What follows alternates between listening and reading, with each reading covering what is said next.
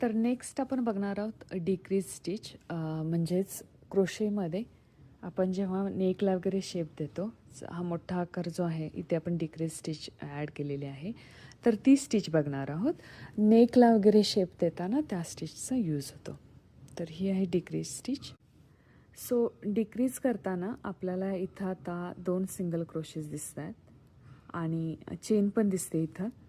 तर चेनला नेहमी 2 लूप असतात, एक तर बॅक लूप असतो हा आणि फ्रंट लूप असतो. हा फ्रंट आहे, तर आपल्याला हे 2 यूज करायचे आहेत फ्रंट लूप. 2 सिंगल क्रोशेसपासून एक डिक्रीज तयार करायचे. तर हुक आपल्याला पहिल्यांदा फ्रंट लूपमध्ये इन्सर्ट करायचं आहे पहिल्या चेनच्या, त्यानंतर सेकंड, आणि त्यानंतर डिक्रीज करताना आता यार्न पूल करायचं आहे. एक आपण करू शकतो की फर्स्ट 2 स्टिचमधून पूल करू शकतो, त्यानंतर परत 2 लूप राहतात, तर परत एकदा यार्न घेऊन आपण त्या दोन्ही लूपमधून करू शकतो. तेव्हा आपली एक इथे चेन तयार होते, त्याला डिक्रीज स्टिच म्हणतात.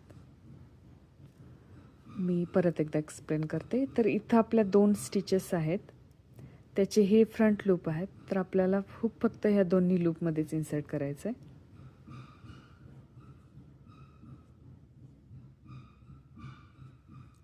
यार्न पूल करायचा, पण फक्त पहिल्या 2 लूपमधूनच, आणि परत 2 लूप असणार आहेत आपल्या हुकवरती, तर परत एकदा यार्न पूल करायचा त्या दोन्ही लूपमधून. तर ही अशी डिक्रीज स्टिच तयार होते.